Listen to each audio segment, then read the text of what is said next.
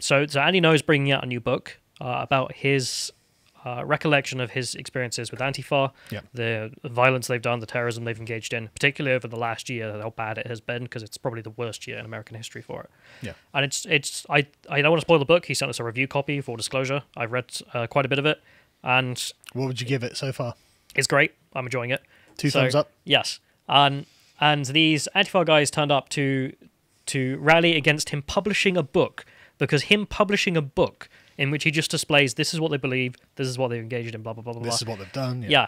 This is bad. So well, it is for them because what they've done is bad. So this is important enough. If we can play the first video here, you can hear them shouting. You're on the How can you have the Stop selling Andy Ngo's book! How can you Stop have the selling Andy Ngo's book! I don't care. Stop selling Andy Ngo's book! Stop selling Andy Ngo's book! Stop selling Andy Ngo's book! Stop selling Andy Ngo's book! Stop selling Andy Ngo's book! Stop selling Andy Ngo's book! Stop selling Andy Ngo's book! Stop selling Andy Ngo's book! Stop selling Andy Ngo's book! Stop. So yeah, and that goes on for a while. They're just shouting at the guy, and this is the owner of the bookstore, I presume. But the book isn't even out yet, is it? Yeah, it's not even public. These guys haven't read it. Right. Okay. They don't have a copy. Well, I mean, they don't need to read it. They're going to be like, Andy Ngo's going to make us look bad by telling people what we've done. Yeah, his name is on it, and that's enough. Yeah. So the second one here is just them saying that they're going to come back every single day. We won't play the video for that one. Oh, you know what? Yeah, let's do it. So they've evacuated the bookstore.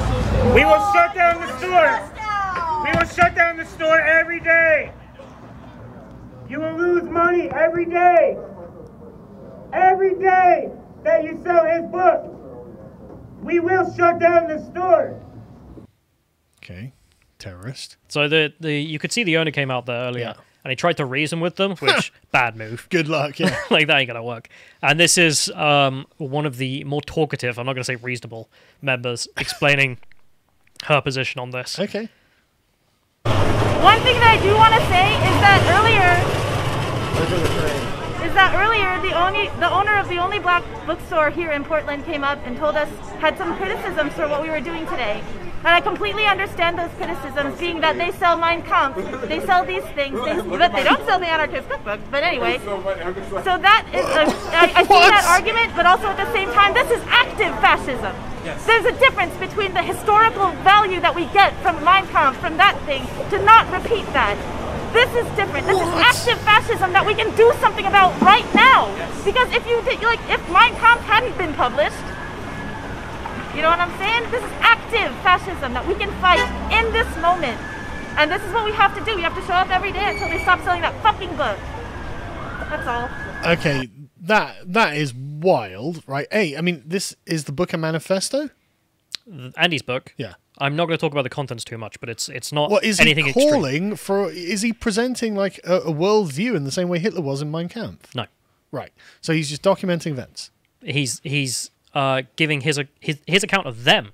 Right. So it's So that's actually, why they're so upset. It's an accurate description of them and their movement. But awful. Which is why it's a problem. That's why it's active fascism. But And I'm in agreement. I love the way that she is actively defending Mein Kampf and saying no, there's historical value in Mein Kampf. It's fine that these other bookstores sell Hitler's manifesto, but it's not okay for them to sell Andy Ngo talking about us. Yeah. That's unreal. Just what Andy Ngo has to say about the Antifa and the movement. That's got no value whatsoever. But Hitler's worldview, I mean, he's got some decent points. Historical value. That's their opinion. Historical value. Like Antifa endorsing Hitler.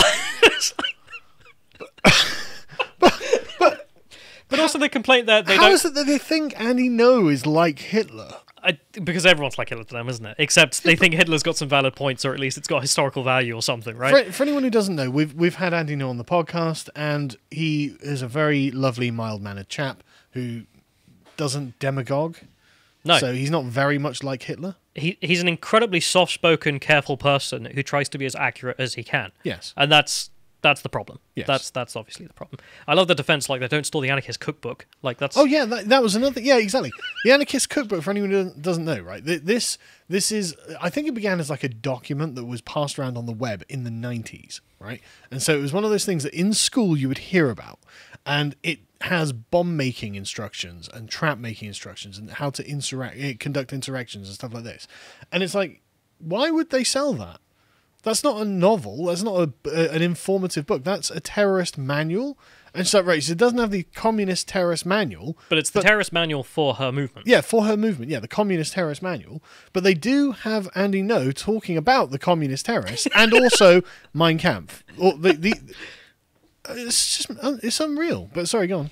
Yeah, so the police had to turn up to this bookstore. And I remind people, this is over a book. This is over a man who has written a thing. Yeah.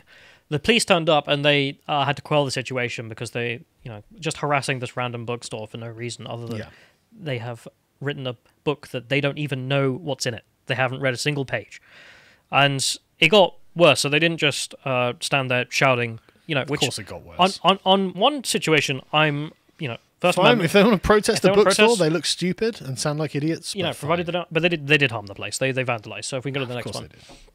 This is... some stickers they put over the thing. Please be fully secure your racism before entry. Yes. Can you press play? Make sure your racism is secure, like that copy of Mein Kampf from the other bookstore. Yeah. Just so you can see, they put placards all over the store. Yeah. They've had to shut down the store. They've lost business for a day, at least.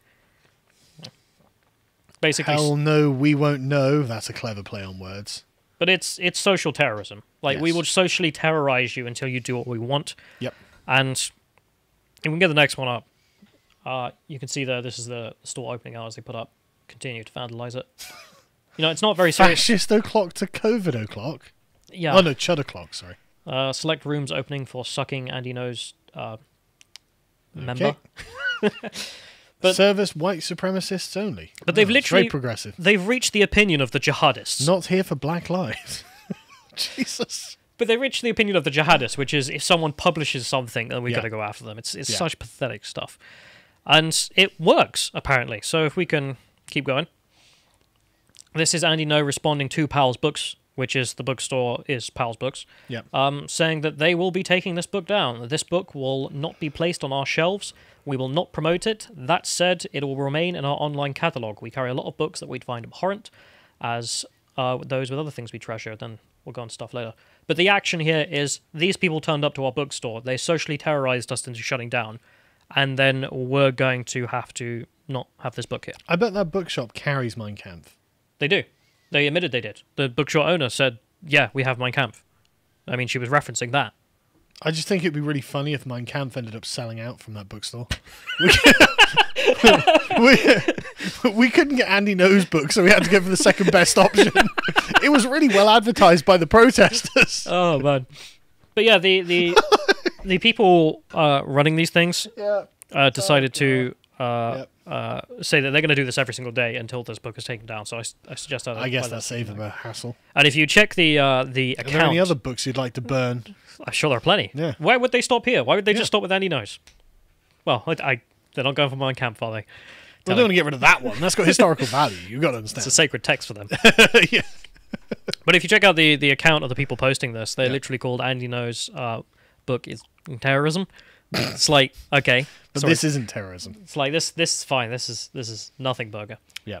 And I wanted to go to Powell's commitment to free speech, which is the full statement on this. Oh. So this is like, I don't know, some blood for the free speech people, the United States citizens, as you would imagine, the freedom-loving Americans. Yep. And their argument here is there are books in our store inventory that contain ideas that run counter to our company and our employees' values of safety, equality, and justice. However, many of us also read these books to inform ourselves about events, learn about local and global history, and to understand the arguments of people and groups with whom we disagree. I assume they're referring to, of course, The Lord of the Rings.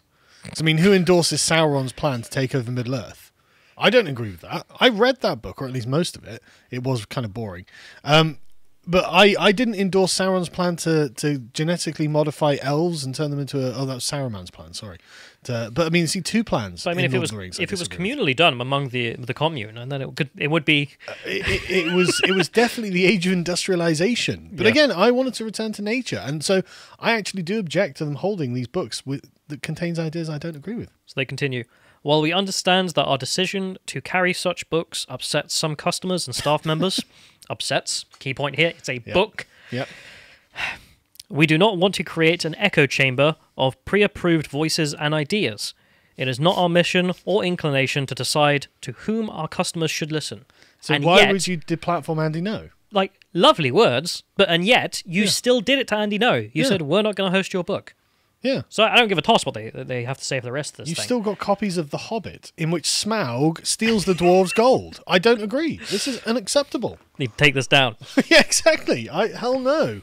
So this isn't going to stop either. I bet they're going to carry on going further. Stop. But we spoke about, I think it was Josh Hawley, the senator who wrote Big Tech Tyranny, and in response to the Big Tech Tyranny that's come out, they've also deplatformed him. His book isn't they being published. tyrannized him. Yeah. I mean, this is how pathetic the United States political dialogue is getting, where the leftists will just go out and ban books, like books by a senator, by a very moderate journalist documenting his journalism. How is this different from the Nazis burning the books of the Institute for Sexual Research, or whatever it was called? You know, where they literally, the piles of book burning, that's from a Jewish academic's research into sex and sexuality that they're just burning in a big pile. How's it any different? What's the difference?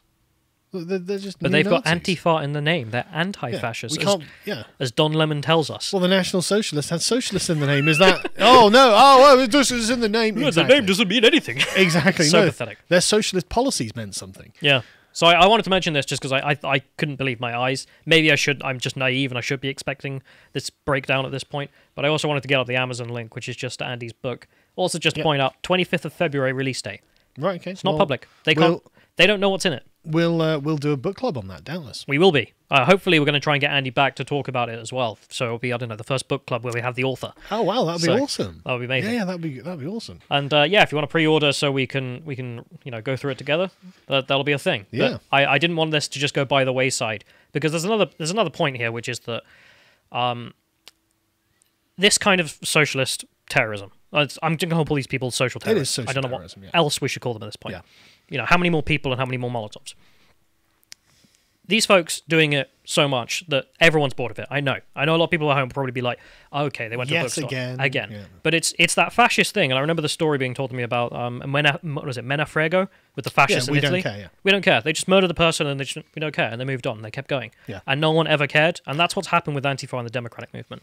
And that's part of the reason I find what happened on the Capitol so like, I'm obviously against it, not interested I'm in not in supporting favour of it, but at the end of the day, much worse has happened. But that's the point. The Republican response was, we care. We give a damn. This should not be taking place. Whereas the leftist response, every one of these just falls under the radar, and I don't want to get into that position. No, I'm with you.